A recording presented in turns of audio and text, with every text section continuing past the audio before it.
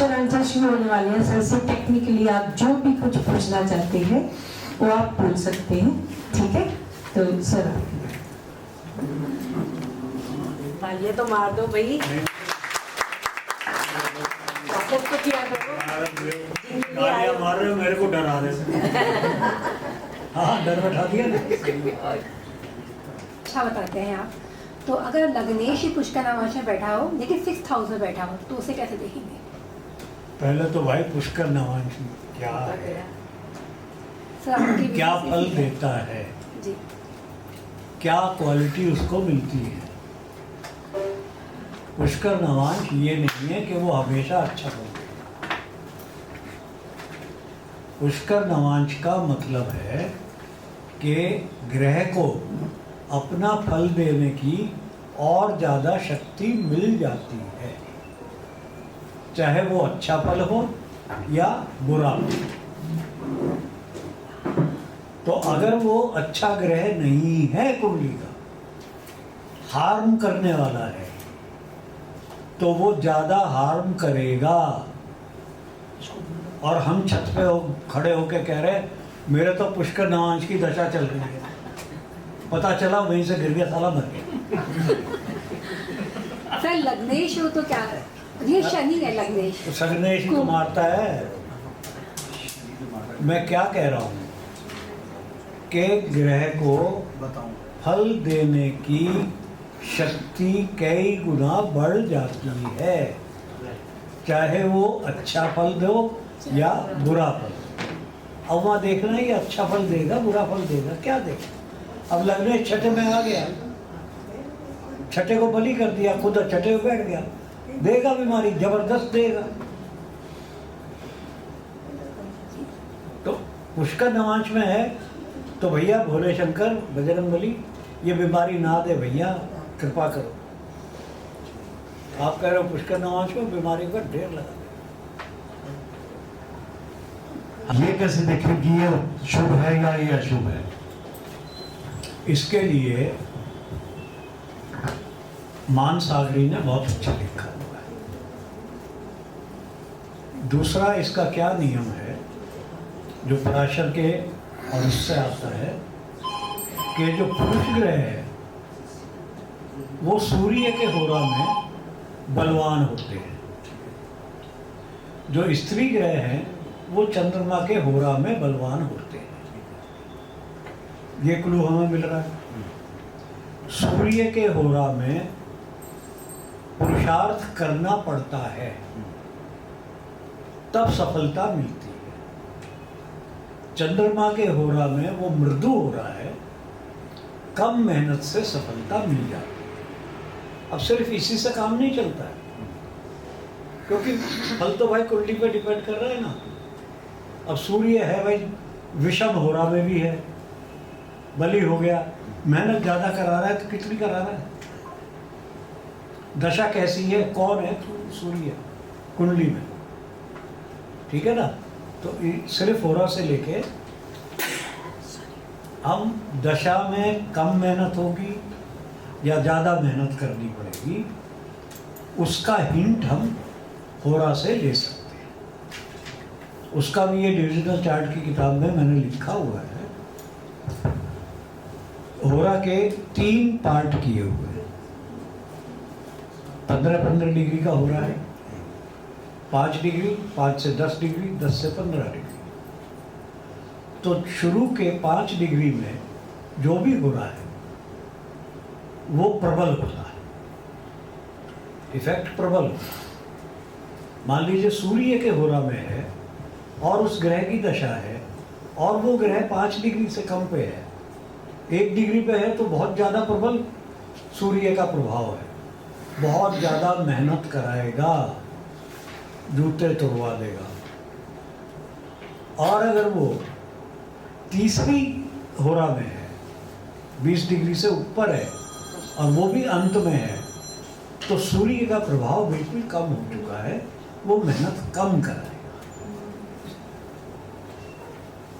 ठीक है जी, ठीक है। अभी सोचते हुए सारा कुछ याद रखूंगा। याद रहता था। और भैया मेमोरी खराब हो जाती है एज में आके। एक सर बहुत से लोग अभी मैंने आपसे भी चर्चा की थी कि ज्योतिषी को टेस्ट करने के लिए, जैसे आप फोन पे पूछ रहा है कोई कुछ है, किसी की मृत्यु हो गई और कुंडली इसकी कि भाई इसके बारे में बताओ, या शादी हो चुकी है और पूछ रहे मेरी शादी कब होगी, तो इन चीजों को कैसे वैलिडेट किया जाए कि आप उसको पहले भैया यही देखो ना कि वो क्रोक है या नहीं है। जी तो क्रोक की पहचान ही होती है थर्ड हाउस। जी थर्ड हाउस में अगर क्रोकेडनेस के लक्षण दिख जाए, क्रोकेडनेस कहां से आती है? गलत मरकरी और गलत चंद्रमा, ये अगर तीसरे हाउस से कनेक्ट हो गए तो वो क्रोकेड सवाल है प्रश्न कुंडली में। उसको ये कहता भैया मेरे को फुर्सत नहीं, तू भाग ले यहाँ से। सर ये प्रश्न कुंडली से संबंधित आपने पहले बताया। प्रश्न कुंडली बना पहले लें प्रश्न कुंडली बना लें, उसके बाद फिर देखें। ऐसा है, ज्यादातर तो लोग आते हैं आपके पास वो ठीक ठाक होते हैं, मैक्सिमम ठीक है। कोई एक आदमी आता है टेस्ट करने के लिए, तो वो पता चल जाता है, क्योंकि बात ऐसे ही घुमा फिरा के पहले आपकी बड़ाई करेगा कि आप बहुत अच्छे ज्योतिषी हो, बहुत करेक्ट बताते हो, तो एक मेरा भी बता के दिखाओ, ऐसा शब्द हो। वहीं से अंदाजा लग जाएगा कि ये टेस्ट करने आया है। मेरे भी आप बहुत अच्छी प्रेडिक्शन करते हो, मेरी भी करके दिखाओ। चैलेंजिंग हो गया नहीं है, यही है इंडिकेटर। हाँ जी। दूसरा सर, आपका एक वीडियो में आपने बताया था जब आप पंचांग वाली चीजों का आप एक सीनियर थे जो ताश वगैरह खेलते थे और लोग हारते थे और आपको बुलाते थे, तो आप एक वो टाइम, मुझे भी याद नहीं है, अरे सर मैं तो उसका इंतजार कर रहा था कि आप डेली अदरवाइज मुझे भी याद नहीं है। डेली रूटीन में आप जो पंचांग के एलिमेंट्स को कैसे रूप में लाते हैं? नहीं की याद। ओरा का मतलब प्रयोग कैसे करते हैं आप अपने लिए? और जो हम एडी में पीडी को देख सकते हैं क्या बिल्कुल पता देख नहीं? सकते हैं। अच्छा, मतलब कि हम एमडी एडी को जो है हम लग्न बना के और पीडी को देखने की वो किस बिल्कुल कैसे कोशिश कर सकते हैं। उसी तरीके से या कुछ और तरीका मैं। बिल्कुल कोशिश कर सकते हैं, मैं तो 3 दफा बोल दिया। और एक सवाल सर और कि जैसे कुंडली मिलान में हम स्फुट मिलान जो है देखते हैं, उसमें नंबर आ गए बढ़िया, लेकिन क्या इसके साथ साथ हम कुंडली भी मैच कराएं या कुंडली मैच करना ही जरूरी है। नंबर चाहे जो भी है? ये जो स्फुट मिलान है, जी सर। मैं इतना स्ट्रॉन्ग शब्द इस्तेमाल नहीं करना चाह रहा हूँ, पर ये बकवास है। आप खुद सोच के देखो, सिर्फ एक चंद्रमा और उसके नक्षत्र को लेकर के बाकी जो 8 ग्रह हैं वो क्या घास चरने गए हैं? उनका प्रभाव नहीं होगा। ये पहले के लिए देखिए, पहले सिर्फ राजा की कुंडली देखी जाती थी, और प्रजा का क्या काम था? अपने खेती बाड़ी कर, दुकान कर, या शादी ब्याह बच्चों की वो होगी तो मुहूर्त उसका वो पंडित को पकड़ा दिया, वो करता रहता था अपना। और उन दिनों क्यों चल रहा था? कहीं शादी टूटी हुई देखी है आपने बाद में? उन दिनों वो पंडित गुण मिलान में बता देता था बस। और ज़्यादा 99% जब भी परिवार में रिश्ता आता था मना नहीं होता था, नहीं होता था, बात देखते रहते थे। बिना मिलाए होता था। तो आजकल हम बहुत ज़्यादा उस पर जा रहे हैं, क्योंकि हमारे समाज का ताना बुना खत्म हो गया। हमारे बुजुर्ग कहते थे कि जिस घर में बुजुर्ग की इज्जत हो रही हो उस घर में शादी कर दो, खाते पीते घर के हों और बुजुर्ग की इज्जत हो, और कुछ नहीं देखा जाता था। वो किस लिए? कि अगर बुजुर्ग की इज्जत है वो शादी टूटने ही नहीं देगा। जुपिटर। तो आजकल उनकी तो इज्जत है ही नहीं। बच्चे भाई साहब आपसे ज़्यादा क्लेवर है। कैसे कैसे सोसाइटी चेंज हुई है। आजकल एक्वेरियस कुंभ राशि चल रही है। चल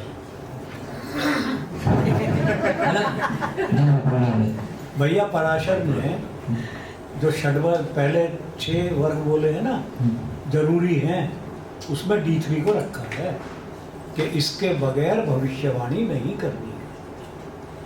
नवांशा है उसमें, हो रहा है। और आप पूछ रहे हो उसकी इम्पोर्टेंस क्या है? ज्योतिष की इम्पोर्टेंस ही क्या है यार? पराशर पागल था, सारा 16 चार्ट लिख गया, कोई इम्पोर्टेंस नहीं थी और 16 वर्ग बना गया। पागल था बिल्कुल यार, कुछ भी इम्पोर्टेंस नहीं है। हाँ पागल क्या तो रहो, पढ़ते रहो सारे, देखते रहो यार क्या कर रहे हैं, जिंदगी आराम कर दी। और जिसे ज्योतिष नहीं आती ना पढ़ा है वो मस्त है, उस पर असर ही नहीं पड़ रहा। हम सारे पागल हुए पड़े हैं, कुछ नहीं है इम्पोर्टेंट है, मस्त रहो। सर शनि अपने नक्षत्र में हो तो 7.5 का कैसा इफेक्ट देता है? 7.5 ठीक है,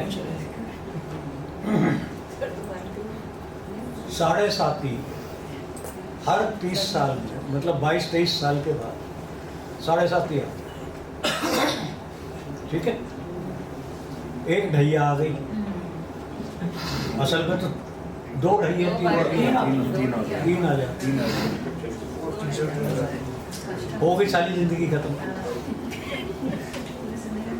7.5 में जितना गेन वो देती है और कोई ट्रांजिट इतना गेन नहीं दे सकता। 7.5 सबसे ज्यादा गेनफुल पीरियड है और हम कहते हैं खराब है। कुंडली के ऊपर देखो ना, कुंडली को देखो कि शनि है कौन, मोदी प्रधानमंत्री बने 7.5 में कौन नहीं, कितने एग्जाम्पल हैं, हजारों एग्जाम्पल। जितना राइज 7.5 दे सकती है उतना राइज कोई नहीं दे सकता। तो इरेस्पेक्टिव ऑफ वो अपने नक्षत्र में हो या किसी और नहीं, वो अपने नक्षत्र में तो और बली हो गया। तो बली हो के वो खराब क्यों खराब करेगा भाई? काल पुरुष है, काल है, समय उसके बगैर कुछ हो ही नहीं सकता। न्याय करता है, आप बुरे आदमी हैं तब करेगा वो आपको गड्ढे में। वो है ना, कोई गया पंडित जी के पास, पंडित ने कहा तेरी 7.5 चल, कहता है मैं पूजा करा दूंगा, 51 रुपये दे। वो कहता पंडित जी 51 रुपये तो नहीं है मेरे पास, मैं तो रोजमर्रा काम करने वाला आदमी हूँ। कहता चल 21 ही दे दे। नहीं है जी, आखिर में 1 रुपये पहुँच गया, यार 1 रुपया दे दे चल, मैं 100 रुपया दे दे, तेरी 7.5 ठीक कर दूंगा। कहता पंडित जी वो भी नहीं है। कहता शनि तो क्या साला कोई तेरा कुछ नहीं शनि भी क्या, कोई तेरा कुछ नहीं मिला, मस्त है। खैर 7.5 से कभी घबराना नहीं है, बहुत ही अच्छा पीरियड, राइज का, चेंज का पीरियड वही होता है। और खुद देख लो ना भाई, आपकी 100 साल की जिंदगी है, 4 तो 7.5 आ गई, 30 साल उसमें गुजर गए, और 7.5 साल की ढैया आ गई, 21 साल उसमें निकल गए। 19 की महादशा, 4 बार निकल गई सर, 4 निकल गई, 19 की महादशा हो गया बराबर। तो कब छूटे उससे? चलेगा। चलो जी।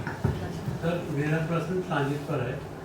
हाँ जी। अभी जैसे पीछे एक वीडियो में था कि किसी भी भाव से अष्टम भाव के स्वामी को हम नवांश में देखते हैं। अब जैसे अभी शनि ने राशि बदली है, मीन में गए, तो ये 3 राशियों को पकड़ेंगे, नवांश की राशि और नवांश के स्वामी उस राशि के, बस। अब ये तो 2.5 साल रहेंगे शनि, और उस राशि को 2.5 साल भी देखेंगे, बिल्कुल रहेंगे। तो वही 2.5 साल। मैंने 2 चीज बताई है, वो राशि और उस राशि का स्वामी। वो राशि तो सर 2.5 साल पकड़ी गई। स्वामी आप राशि कह रहे हो, राशि स्वामी कह रहे हैं सर? नहीं, दोनों कह रहा हूँ, ठीक है। उसके ट्रांजिट कब देखा जाता है? तो पहले के पॉइंट देख लिया आपने, प्रॉमिस, दशा, वो सब लग रहे हैं, बट ट्रांजिट में अपनी गड़बड़ कर दी। ट्रांजिट गड़बड़ नहीं करता, केतु में ट्रांजिट गड़बड़ नहीं करता, दशा सही नहीं है। ट्रांजिट मैंने जब भी लेक्चर दिया है ये बताया है कि प्रत्यंतर देखो, प्रत्यंतर अगर उस भाव से कनेक्ट हो रहा है तब ट्रांजिट देखो। अगर प्रत्यंतर कनेक्ट नहीं हो रहा है तो ट्रांजिट फल नहीं देगा, प्रत्यंतर पहले आना चाहिए। मैं कैसे इसकी एग्जांपल लेता हूँ, आपको अलार्म सुनना है, घड़ी कब बजेगी, 12 बजे का अलार्म लगाया हुआ है, तो पहले तो घंटे की सुई वहां तक पहुंचनी चाहिए 12 के आसपास, फिर मिनट की सुई अंतरदशा वो 12 के पास में पहुंचे, और एग्जैक्ट 12 पे तब आएगी जब सेकंड की सुई वहां आएगी, तब अलार्म बजेगा। तो सेकंड की सुई है प्रत्यंतर, ठीक है। अब रह गई ट्रांजिट। इसके बाद अब वो तो हो गया सेकंड, यहाँ पर अब जब हम जीवन के उसमें देखते हैं तो वो 1 सेकंड नहीं है, वो प्रत्यंतर की दशा है। वो 6 महीने भी हो सकता है, 4 दिन की, 15 दिन की भी हो सकती है। अब उसमें कब घंटी बजेगी वो ट्रांजिट है। और ट्रांजिट के लिए जिस भाव में आप घंटी बजाना चाह रहे हो, 12 बजे की घंटी बजाना चाह रहे हो, तो वो ट्रांजिट और प्रत्यंतर दोनों को 12वें भाव का, उस 12वें वाली जो हम बात कर रहे हैं उस भाव का रास्ता पता होना चाहिए, वहां होना चाहिए उसमें, तब तो काम करेगा वो। नहीं तो चंद्रमा तो घूम रहे हैं, ट्रांजिट देते ही जा रहे हैं। हाँ जी नमस्कार सर। जो विपरीत राजयोग होते हैं, हर्ष, विमल और सर, इनको प्रिडिक्शन में लाने में मुझे बहुत थोड़ा सा वो रहता है, थोड़ा सा अगर हल्का सा एक्सप्लेन हो जाए।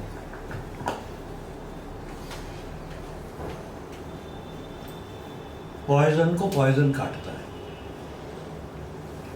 ये सूत्र है इसका।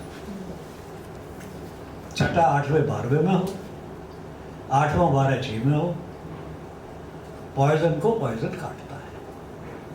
अच्छा, अब यहां पर सिवाय 6ठे भाव को छोड़ करके 8 और 12 को न्यूट्रल माना गया है, तो ये सरल विमल नहीं बनते हैं, न्यूट्रल हैं। ये विपरीत नहीं है, विपरीत फल है पर भाव न्यूट्रल है।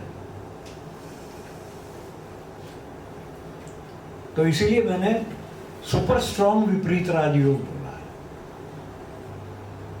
उसमें 3rd हाउस को हमने इंक्लूड किया। तो सरल विमल का इस तरह से नहीं होता है, बाकी और चीजें होती है उससे वो फर्क आ जाता है। हाँ जी, किधर दे दी लाइन में? आगे आगे आगे आगे इंतजार करना। सर कुछ चीज़ें जैसे एस्ट्रोलॉजी एक आध्यात्मिक चीज़ है। आध्यात्मिक है? हाँ, इसको तो हम जनरली 1 मिनट, आध्यात्मिक केतु से इसको डिफाइन करते हैं। आपने कहा एस्ट्रोलॉजी अध्यात्म? हाँ, एस्ट्रोलॉजी को हम केतु से देखते हैं यानी सिर्फ केतु है एस्ट्रोलॉजी में? मतलब केतु एक इम्पोर्टेंट चीज़ है यानी जो डिटैचमेंट 9 ग्रह हैं। ठीक है, नहीं, अध्यात्म कैसे कहते हैं? अध्यात्म इस हिसाब से कहा कि एस्ट्रोलॉजी व्हाट इज अध्यात्म? हाँ, जो अध्यात्म क्या है? अध्यात्म वो है जो हमें भौतिक चीजों से डिटैच करके आगे की वो क्यों ज्योतिष तो जोड़ रहा है, भौतिक चीजों से जोड़ रहा है आपको, ऐसा हमने तो उसको ऐसे पैसे कमा रहे, आप भी किस लिए आए हो? भौतिक उसके लिए आए हो ना यहाँ। नहीं, अध्यात्म क्या है? अध्यात्म जो हमें ईश्वर से कनेक्ट करता हो, ठीक है, या जो हमें संसार से हटाता हो, ये अध्यात्म हम जनरली देखते हैं। पर ज्योतिष कैसे जोड़ रहा है भाई आपको? ज्योतिष भगवान से कैसे जोड़ रहा है मुझे ये? ज्योतिष किसी के कुंडली में कौन से योग होते हैं जब आदमी ज्योतिष भैया अध्यात्म से कैसे जोड़ रहा है? क्योंकि एक ही ग्रह या तुम्हारे जो सवाल है ना अभी, आपने अभी मेरे से पूछा कोई मंगल पे जन्म ले रहा है तो कुंडली कैसे बता, बृहस्पति पे जन्म ले रहा है तो कैसे कुंडली? जुपिटर मैंने नहीं कहा, मैंने मून और मार्स का जो प्रैक्टिकल हो सकता ओ यार मैंने जुपिटर जोड़ दिया, गलती कर दी। आपने मंगल पूछा था, मैंने बृहस्पति जोड़ दिया, उसे ना जोड़ू, सिर्फ मंगल और मून तक रखो। करेंगे तो वही करेंगे। मैंने पूछा मंगल पे कौन गया? कोई नहीं गया था। जाएंगे ना तो बृहस्पति पे भी जाएंगे, वहां क्यों नहीं जाएंगे? मैं तो सूर्य पे पहुंचा दूंगा। यार भैया ये ज्योतिष या ये बुद्धि नहीं है, कृपा करके रीजनेबल लॉजिकल सोचो, जो आपको अभी कुछ फायदा करे, कुछ सीखने में आपके माइंड की बढ़ोतरी करे। ये कल्पना में एस्ट्रोलॉजी बेसिकली मैथमेटिक्स। वो ये नहीं सोचता कि चंद्रमा पे जन्म ले, ये अध्यात्म नहीं है। हमारे ऋषि मुनि घूम आए हैं जुपिटर पे भी, पूरा डिस्क्राइब किया हुआ है उन्होंने। पृथ्वी बिना ज्योतिष के भी आध्यात्मिक हो सकता है। टेक्निकल क्वेश्चन पूछो तो फायदा है। नमस्ते सर। सर शनि छठे भाव में उच्च का होगा तो उसको सर गोचरस मानेंगे या अगोचरस मानेंगे? शनि छठे में उच्च का है और राहु के तो एक्सेस में है, एक मिनट, तो उसको गोचरस मानेंगे या अगोचरस? एक मिनट, उच्च का हुआ तो 7वीं राशि वहां पर आ गई, ठीक है। गोचरस्थ अगोचरस्थ शनि वो होता है जो 6, 8, 12 का स्वामी हो। ये तो मैं कहता हूँ आप लोग पढ़ते तो हो पर उसको ध्यान नहीं रखते। राहु केतु के कनेक्शन की बात ही नहीं है। अब गौड़ साहब की जो रिसर्च है उसी को मैंने रेफरेंस दिया। हाँ सर, आपके वीडियो में देखा। हाँ तो वही रिसर्च है, उसमें सिर्फ ये है कि शनि यदि 6, 8, 12 का स्वामी है तो वो अगोचरस्थ है, बाकी गोचरस्थ है। उच्च का शनि गोचरस्थ है, तो पढ़ो तो नियम लो, ठीक है ना। ये एक नियम है। सर को D60 के लगन की रेक्टिफिकेशन मेरा पूछना था सर, क्योंकि 2 मिनट में चेंज हो जाता है और मुझे पता है राशि तुल्य षष्ठी अंश में मतलब जो राशि का लग्न है वही लग्न हम D60 बना के पहले वो ट्राई किया था हमने, पुरानी किताब में हमने लिखा था, उस पर भी रिजल्ट नहीं आया ज़्यादा। जी नहीं, ठीक है, लगन के किए थे। आज मैंने जो कारकांश लगन से बताया है, अब ये मेथड ट्राई किया है जैमिनी पढ़ के और ये रिजल्ट दे रहा है। तो अभी नई किताब जो सरल 7 है उसमें मैंने D60 कारकांश लगन से बताया है और उसकी लिमिटेशन भी बताई है कि जैमिनी के कारकत्व को देख करके, कारक को देख करके वो कारक प्रोग्रेस करेगा या नहीं करेगा, ठीक है, उतना ही देख सकते हैं, उससे भी अभी उसके आगे मेरी रिसर्च नहीं है। ठीक है सर, आपने जो है ना राहु केतु के डायरेक्ट की कई बार बात की है। हाँ, वो कब होता है, क्या कंडीशन है उसको? हाँ, कंडीशन एक मोटा मोटी मेरे को याद है, महीने में 2 या 3 दिन के लिए राहु डायरेक्ट होता है हर महीने, ठीक है। वो पहली तो होती है जब वो अपनी लैटिट्यूड बदलता है, चंद्रमा का जब लैटिट्यूड बदलता है south to north, north to south, हर महीने होता है, पूरा चक्कर मारता है। तो जब वो लैटिट्यूड चेंज करता है तब वो उस राहु और केतु 2-3 दिन के लिए डायरेक्ट हो जाते हैं। अब मैं वही कह रहा है यार, मेरी मेमोरी क्यों टेस्ट कर रहे हो? मैं नहीं कह रहा सर, आपने ठीक बात बताया, मुझे नहीं पता सर, मतलब समझ नहीं पाया। मैं डायरेक्ट पे, अब जैसे कोई ग्रह है वक्री हो गया है, तो अब ये राहु और केतु डायरेक्ट होते तो वक्री हो गए, वो अब वक्री का काम करेगा। ये पूर्णिमा और अमावस्या के आसपास कब होगा टाइम? क्या ना लैटिट्यूड मैंने बोला, नॉर्थ साउथ लैटिट्यूड जब चेंज होता है तब, क्योंकि वो कट पॉइंट है ना दोनों अर्थ के, उसके लिए हाँ अर्थ और इनके, तब वो डायरेक्ट हो जाता 2 या 3 दिन, कई दफा 4 दिन भी हो जाता। वो एफर्मेशन से पता लग पाएगा। आप देख लो जहाँ भी चंद्रमा का लैटिट्यूड चेंज हो रहा है वहाँ आप देखोगे 1-2 दिन आगे पीछे राहु डायरेक्ट हो। सर 2 क्वेश्चन है सर। इंटरव्यू जब देते हैं, आपने पीछे बताया था कि ये सूर्य और जुपिटर के होरा में अगर उसके लगन में इंटरव्यू दिया जाए तो चांसेस बढ़ जाते हैं। अगर कुंडली में 12th लॉर्ड या 8th लॉर्ड अगर सूर्य हो तो ये वैलिड है क्या? काल हो रहा लॉर्डशिप पे नहीं देख रहे, वो कार करते हैं कि किसका वो रिप्रेजेंटेटिव है। ये मैं हो रहा की बात नहीं कर रहा हूँ, काल हो रहा।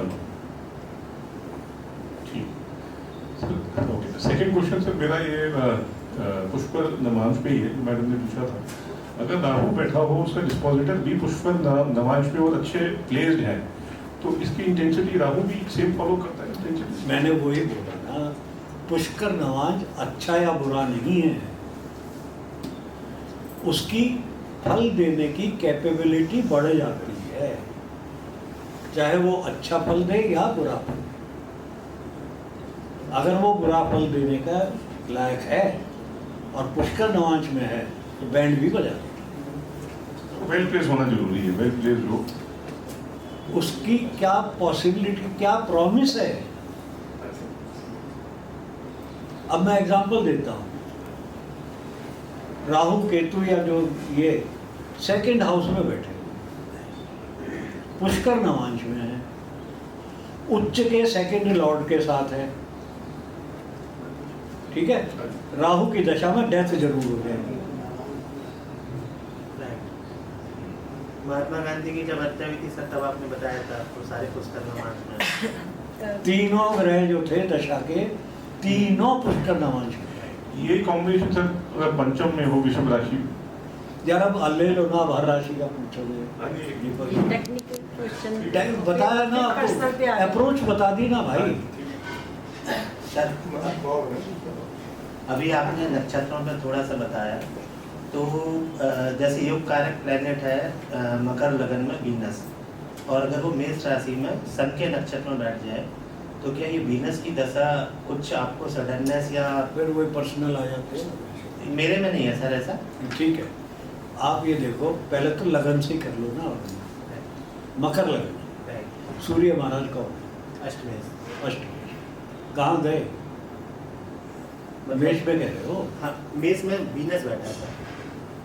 तो हम तो उसको देखेंगे ना, सूर्य को देखेंगे। मेष में अच्छा, वीनस को देखेंगे ना, वीनस योग का, राइट। वीनस कहाँ गए? वीनस मेष में बैठा है, मेष में, और सूर्य के नक्षत्र में। यार नक्षत्र नहीं आते मेरे को, अभी आपने समझाया था ना। एक्चुअली मैं इसलिए कह रहा था क्योंकि योग कारक प्लैनेट की दशा जनरली अच्छी वो सडननेस दे देगा, और राजा से सडननेस देगा, अष्टमेश है। ठीक। दूसरा क्वेश्चन सर ये है कि जैसे चर दशा से हम जब देखते हैं और दशा लगन से अगर अष्टम में एके आ जाए तो जनरली हमको कुछ ऑब्स्टेकल वो देता है, या हेल्थ में या फिर किसी करियर में, प्रोफेशन में चेंज देता है। प्रोफेशन, अच्छा एके अगर अच्छा सर अगर वो एके लगन में बैठ जाए, मतलब दशा लगन में, तब भी मैंने देखा कि वो प्रॉब्लम देता है। जब ये प्रोफेशन में खुद की करतूतों से वो प्रॉब्लम दे सकता है, पर सुधर जाता है। अगर उसमें मैलेफिक प्रभाव होंगे तब, या नॉर्मल कभी? नॉर्मली कभी भी, सर इसको लॉजिकली नहीं जोड़ पा रहा हूँ। AK is you, right. दशा से 8वें में गए,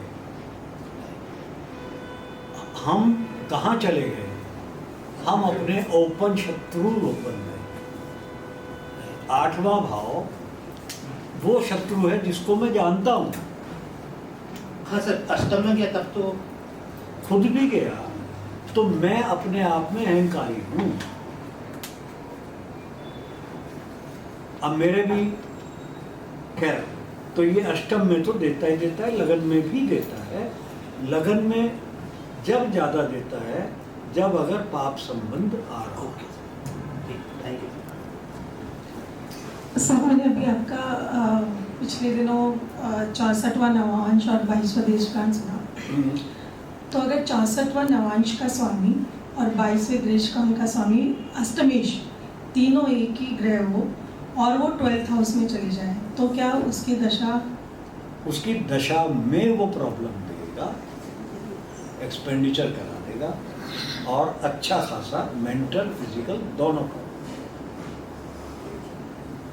चाहे महादशा हो चाहे अंतरदशा। अंतरदशा में भी ये फल आएगा। और किसमें भी आ सकता है, अगर म्यूचुअली मान लीजिए 22वां और 64वां वो किस ग्रह से है, लगन से है या किस ग्रह से है? लगन से भी है। हाँ, तो खुद को दे रहा है। अगर किसी ग्रह से है तो उनका म्यूचुअल दशा में भी प्रॉब्लम देगा। और अगर वो नैसर्गिक शुभ ग्रह गुरु हो तब भी कुछ भी हो, इस संबंध में गुरु तो अगर खराब हो जाए तो वो शनि से ज्यादा बुरा फल देता है। तो मारक मारेंगे या सिर्फ कस देगा? कष्ट देगा। मारक होगा तो मारक भी दे देगा। तो मारक में तो मुक्ति है, कष्ट थोड़ी हुआ है। मारक तो अंत है ना दुखों का।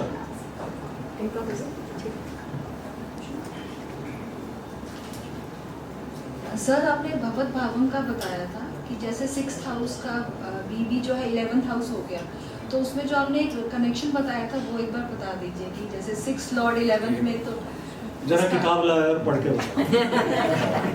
वो रियलिटी होती है, आपने बताया था एक बार। मेमोरी टेस्ट कर रहे हैं ना ये। नहीं, हमेशा हम भूल जाते हैं वाली चीज। तो मैं नहीं भूल सकता क्या? आपको अलाउड नहीं है। सीधे तरीके से ऐसे समझो, एक भाव है और एक भावात भावम है। तो जो भावात भावम है वो परछाई है, उस भाव की परछाई है। अगर उस भाव का स्वामी अब परछाई में चला गया तो इल्यूजन हो गया, जो असली चीज थी वो परछाई में। अगर उसका स्वामी भावात भावम का स्वामी भाव में आ गया तो असली चीज को भी परछाई में बदल देगा। लगेगा कि परछाई होगी, वो असली लगेगी। ये तो यार सपना नहीं है। समझ जैसे भ्रम की स्थिति हो गई ना। अच्छा। परछाई एक क्या है? मिनट यार, डिजीज। ऐसा है, सरल वन में लिखा हुआ है, पढ़ लेना सारी कंडीशन। सपोज 6 लॉर्ड डिजीज का होता है, अगर वो 11th में चला गया तो डिजीज बढ़ा देगा, बढ़ा देगा। और 11th हाउस का अगर 6th में आ गया तो कम कर देगा। कम करेगा, लेकिन लगेगा मैं बीमार। लगेगा मैं बीमार। और कम अच्छा लगेगा और लड़ने की शक्ति दे देगा। मतलब भावात भावम परछाई है।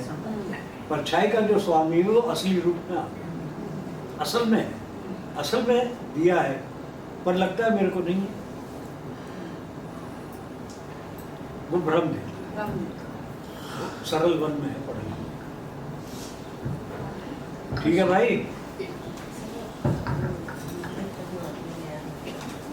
जो योगिनी की किताब थी ना, उसमें सबको तकलीफ आ रही थी कि योगिनी दशा कैलकुलेट कैसे करें, अटक जाते थे बहुत।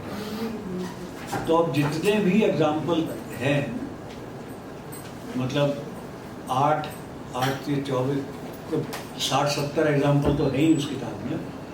तो मैंने हर नक्षत्र की दशा कैलकुलेशन किस सीक्वेंस में चलती है उसका तरीका वो पहली किताब में नहीं था कि भाई आप विद्वान हो कैलकुलेट कर लोगे, कंप्यूटर पे आया हुआ है।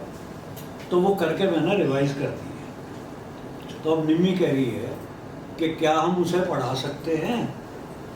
मैंने कहा अभी किताब तो छपी नहीं है, छाप दूंगा, कभी कर भी सकते हैं, अभी तो मैं बिजी हूँ भाई। तो सर अभी 1-1.5 महीने बाद मतलब हाँ। हम एक सेमिनार के लिए तैयार रहे सर के योगिनी क्लास के। सिंपल सी मैं क्योंकि कोई मई में तो- अनाउंसमेंट करवाना चाह रही थी। मई में तो मेरे पास टाइम नहीं। मई तो सर अभी ये हो गया ना एक सेमिनार, हाँ तो जून जुलाई में देख सकते हैं, चलो ठीक है ना सर? सर एक चीज़ पूछ रही थी, अभी जैसे आजकल बोला जा रहा है कि अब गुरु अतिचारी हो जाए, थोड़ा वो बताइए वो क्या। देखो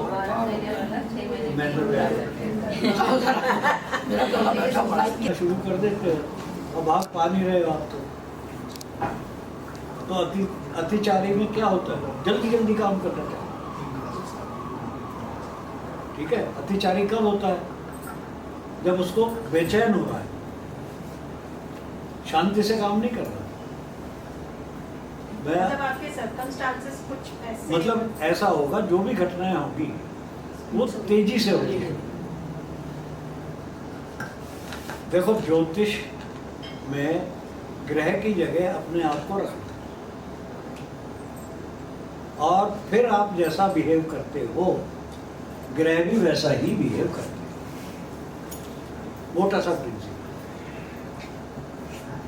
एक्चुअली वो आप ये सोचो, अभी हमारे टाइम हो गया, अब आप जो भी सवाल पूछेंगे, मान लो हमारा टाइम बिल्कुल जाने का है, तो हम जल्दी आंसर कर रहे हैं, तो जल्दी में गुरु कुछ सवालों के जवाब देना आगे बढ़ जा रहा है बिना जवाब दिए कि मैं बाद में देखूंगा, अभी मैं को आगे जाना है, मैं पहले आगे बढ़ता हूँ। अभी चाय पी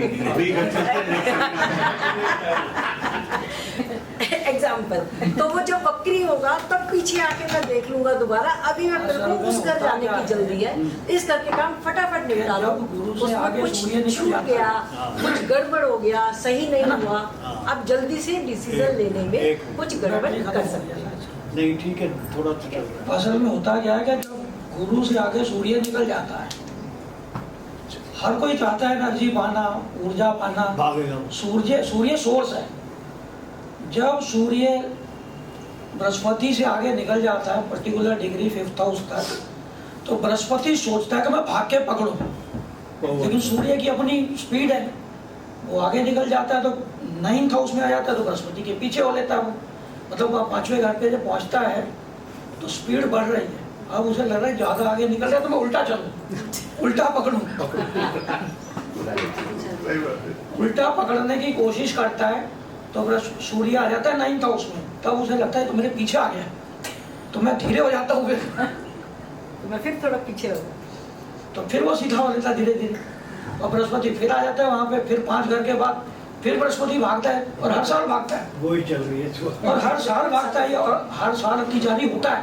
ये तो आजकल शोर मचा रखा है लोगों ने, इसी बात पर ये हर साल होता है। 8 साल होने क्या वाला है। बताया ना, 8 साल तक आप उसकी जगह हो तो क्या करो, आधी कच्ची रोटी छोड़ छाड़ के छोड़ दो यार, क्योंकि सूर्य बहुत तेज आ गया, गर्मी है, तो फटाफट यहाँ से हिल के आगे जो, ठीक है, ये है।